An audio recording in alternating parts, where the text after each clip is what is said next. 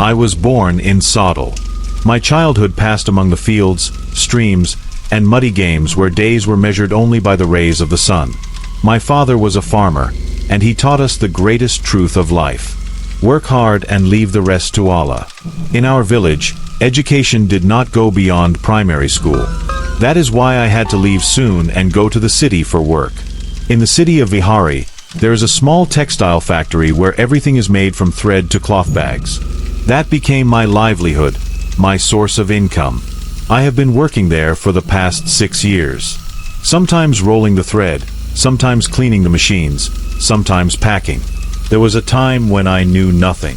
But slowly, with time, my hands became skilled.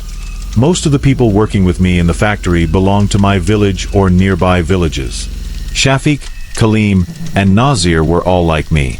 We rented a small room together.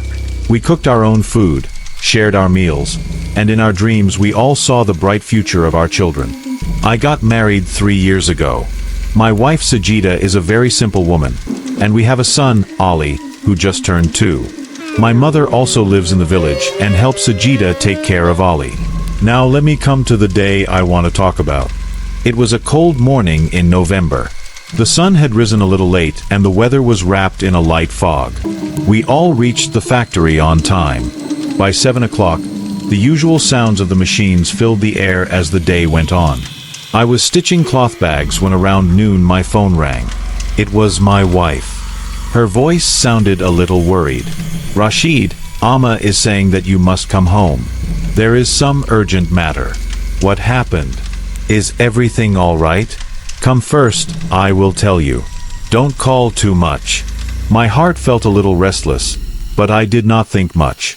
I spoke to the manager, and he gave me permission since my attendance was already complete. At 3:30 in the afternoon, I left the factory. I hung my bag over my shoulder and started walking towards the bus stop. From Vihari, there is no direct bus to my village. The bus drops me near a checkpoint on the highway, around Barapa O. From there, my village is about 5 kilometers away, and that too on a rough dirt track that passes through fields and thick bushes. That evening, there was a strange silence. No wind, no noise. It felt as if the earth itself was holding its breath. By the time I got off the bus, it was already 6 o'clock. The sun was setting, and silence was spreading all around. I thought maybe someone from the village would be around, but there was no one. Anyway, I started walking. The path was the same old one I had known since childhood. Sometimes there were jujube trees on the side, sometimes rice fields, and in the middle that same stony dirt track. After walking 2 kilometers, the road entered a stretch of bushes. This was the place where even during the daytime people tried to pass quickly. On both sides of the track, the bushes grew so dense that you could hardly see beyond them. This stretch was about half a kilometer long. But that night, even half a kilometer was going to feel like an eternity. I switched on the flashlight of my phone and kept walking. Sometimes a leaf would move and make a sound, but that was so normal I ignored it. I was walking deep in thought when suddenly my steps stopped. Someone was standing ahead. I could clearly see it was a person, but the place was unusual. Among the bushes, on the right side where the ground was empty, about half a foot inside from the path, a tall woman stood. She was dressed in black, her hair long and perfectly straight. Her face was clear but completely expressionless. She was standing in silence. My heart skipped a beat for a moment, but I quickly tried to steady myself. I told myself maybe she was just some woman passing by. Maybe from the village, or someone's wife. I lowered the phone's light and walked faster. But as I passed close by her, I felt something strange. The woman did not move. She did not turn. She did not shift her gaze.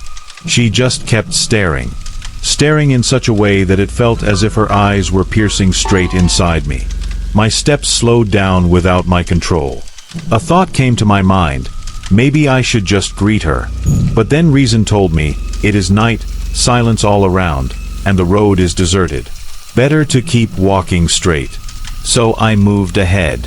But to be honest, now my feet were no longer lifting on their own. I had to force myself to walk. After nearly 50 steps, I turned slightly to look back. She was still there, standing in the same place, as if time itself had stopped at that spot. A light shiver spread across my body. I convinced myself, don't panic. The village is close. Just a little more distance. But then something strange happened. The light of my phone started to fade. First it grew weaker. Then suddenly the phone switched off on its own. Now I was in complete darkness. Cold wind began to blow. The bushes rustled.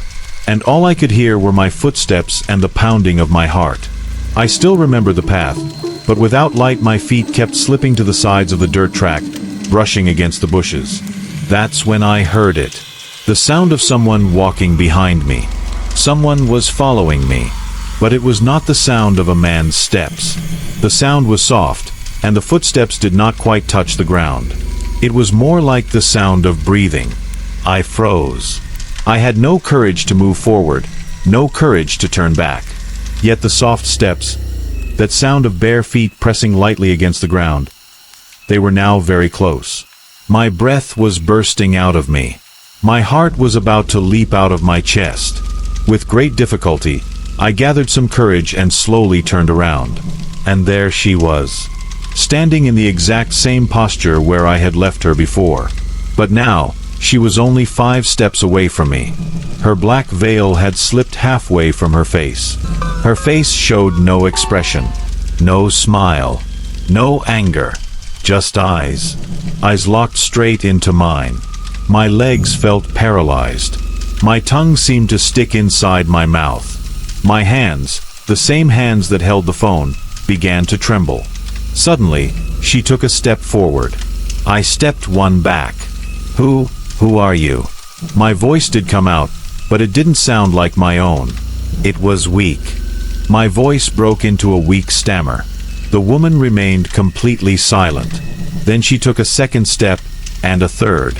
I wanted to turn and run, but it was as if my feet were glued to the ground. It felt like my body no longer belonged to me, and the world around me, time, space, everything, had slipped into another realm. Suddenly, from inside the bushes, came the sound of an animal running. A loud rustle, fast and sharp. I turned to look that way, and when my eyes came back to her, she was gone. No sound of footsteps, no glimpse of her clothes. Only the air and the bushes trembling lightly. I dropped to the ground, my breath shattered. My clothes were drenched in sweat. And in my mind, only one question kept echoing. What was that? With great difficulty, I stood up and forced myself to walk forward again. But now the path no longer felt the same as it had earlier. The bushes seemed to stretch out further onto the road. The path had become narrow, and the air felt like it belonged to another world. At every step, I felt as if someone was behind me. At times I thought she would appear again. At times it seemed someone was standing behind a tree. But whenever I turned around, there was nothing.